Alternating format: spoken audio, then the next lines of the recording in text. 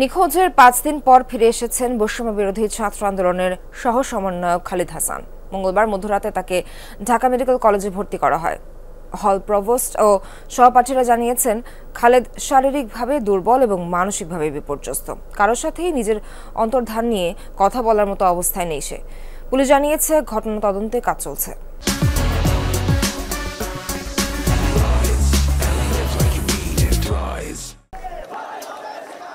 উত্তাল জুলাই আগস্টে কোটা সংস্কার আন্দোলন থেকে সরকার পতন পর্যন্ত সামনের সারিতে থেকেই নেতৃত্ব দেন খালিদ হাসান। বৈষম্যহীন দেশ গড়তে জীবনের পরোয়া না করে বুক ও পিঠকে প্ল্যাকার্ড বানান। আন্দোলনের মুখে পতন হয় আওয়ামী লীগ সরকারের। ভারতে আশ্রয় নেন শেখ হাসিনা। দায়িত্ব নেন ডক্টর ইউনূসের নেতৃত্বে অন্তর্বর্তী সরকার। এর মাঝেই সারা দেশে ৫ শিক্ষার্থীকে গুপ্ত হত্যার অভিযোগ ওঠে।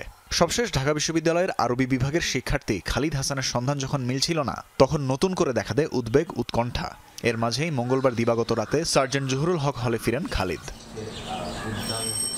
হলের শিক্ষার্থীরা জানান, ফিরে এলেও শারীরিক ও মানসিকভাবে ভেঙে পড়েছেন সহ সমন্বয়ক খালিদ হাসান।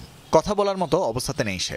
মাস্ক পরা অবস্থায় হেঁটে ফিরে আসছে। তো এরপর আমরা রুমে যাই প্রভোস্ট মহোদয় সহ। সেখানে আমরা তার সাথে কথা বলার চেষ্টা করি।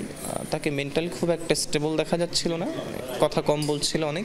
তাকে বিধ্বস্ত মনে হচ্ছিল, এই জন্য তাকে মানসিক এবং শারীরিক ট্রিটমেন্ট দেওয়া হবে। তারপর কি হয়েছিল সেটা পরবর্তীতে জানা যাবে আর কি। ক্যাম্পাসে যান চলাচল যে শীতল করার ক্ষেত্রে তার একটা আসলে বড়সড় একটা ভূমিকা ছিল আর কি, আমার কাছে মনে হয়। তো এই জায়গা থেকেও মনে হয় একটা পার্সোনাল গ্রাজ হতে পারে। আমরা সিসিটিভি ফুটেজে যতটুকু দেখেছিলাম যে লাস্ট ওকে দেখা গিয়েছিল দোয়েল চত্বরের ওইদিকে। শুক্রবার সন্ধ্যা ৬টায় হল থেকে বের হয়ে আর ফেরেননি খালিদ। সিসি ক্যামেরার ফুটেজে সবশেষ তাকে দোয়েল চত্বর এলাকায় দেখা গিয়েছিল বলে জানান হল প্রভোস্ট।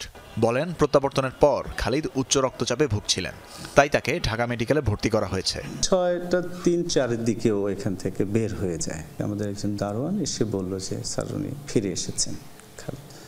তখন আমরা জিমিনি তার রুমের দিকে গেলাম, বা রুম আবার সিলগালা করে রাখা হয়েছিল। তাকে খুব একটা অসুস্থ বলবো বা দুর্বল মনে হচ্ছিল, একটা ট্রমার মধ্যে ছিল ইনিশিয়ালি, এরকম মনে হচ্ছিল আর কি। তো যার কারণে আমি ইনিশিয়ালি যেটা করেছি, ও সুস্থ আছে কি না এটা আমি জিজ্ঞাসা করলাম। করার পরে মেডিকেলের আমাদের যে চিফ মেডিকেল অফিসার আছে তাকে ফোন দেওয়া হলো। উনি আবার সাথে সাথে একজন ডাক্তার পাঠালেন।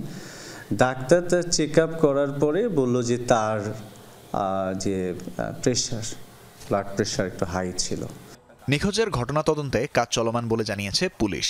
সে তো অলরেডি চলে এসছে। আমরা এর আগে সম্ভব সব জায়গায় খোঁজাখুঁজি করেছি, আমাদের যে পদ্ধতি আছে সেটা আমরা চেষ্টা করেছি। তার সাথে কথা বলা যায়নি, তার সাথে কথা বললে হয়তো জানাতে পারছি। এদিকে কেন্দ্রীয় সমন্বয়করা বলছেন, আন্দোলনে সক্রিয় থাকায় নানা ধরনের হুমকির মুখোমুখি হতে হচ্ছে তাদের। তানভীর মৌসুম, যমুনা নিউজ, ঢাকা।